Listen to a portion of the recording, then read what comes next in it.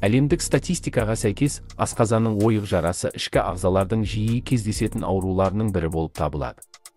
Бұл патологиямен ересек халықтың шамамен 6-10% зардап шегетіні белгілі.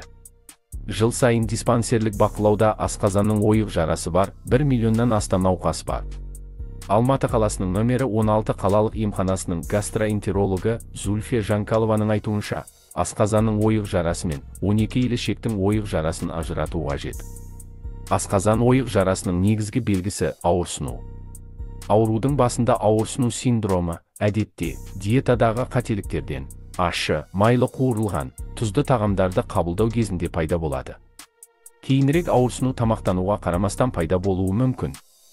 Науқас ауырсынуды азайту үшін мәжбүрлі позицияны қабылдайды. Аяқтарын тізеге бүгіп, асқазанға қарай тартып, ауырсынуды жеңілдетеді. Ауырсынудан басқа синдромдар пайда болуы мүмкін, атап айтқанда асқазан диспепсия синдромы. Асқазан диспепсиясы жүрек айну, қыжылдау, кекіру, құсу сияқты аурудың белгілерімен көрінеді.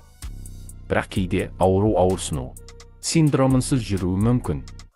Науқас кенеттен нашарлап, өткір әлсіздік, бас айналу, кофе ұнтағындай құсу, қара нәжістің пайда болуы сияқты белгілері пайда болады.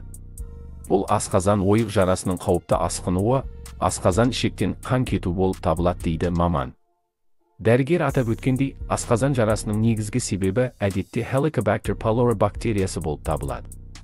Ойық жара ауруын тудыратын себептердің жиілігі бойынша екінші орында стероидті емес қабынуға қарсы препараттарды қабылдау екен. Аспирин, диклофенак, ибуфен, индометацин, немесулит және стресс, темекі шегу, алкоголь қабылдау қоздырғыш факторларға айналуы мүмкін.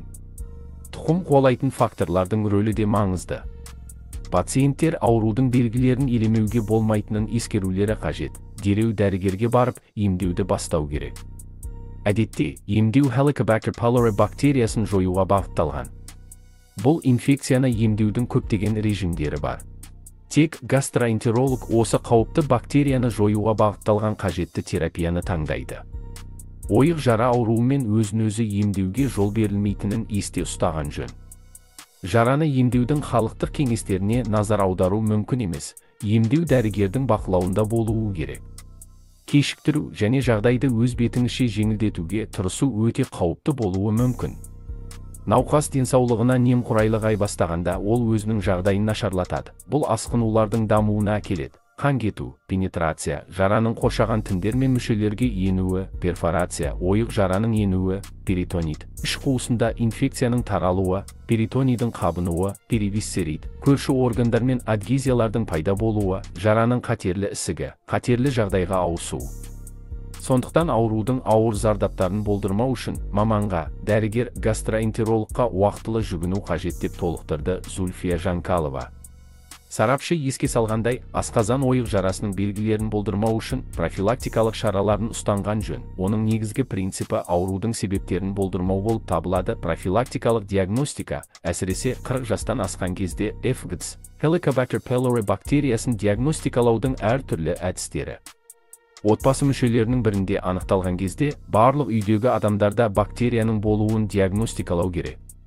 Соңында Зульфия Жанкалова аулақ болу керек факторлар бойынша бірқатар ұсыныстар берді. Құрғақ тағам, жылдам тамақтану, газдалған сусындар, ащы, майлы, қуырылған, ащы, тұзды тағамдарды жеу. Спиртті ішімдіктер. Темекі шегу, әсіресе аш қарынға.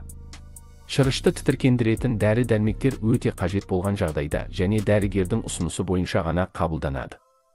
Стресс оны болдырмау үшін ұйқыны қандыру, серуендеу, спортқа, дұрыс өмір салтына бейімделу көмектеседі.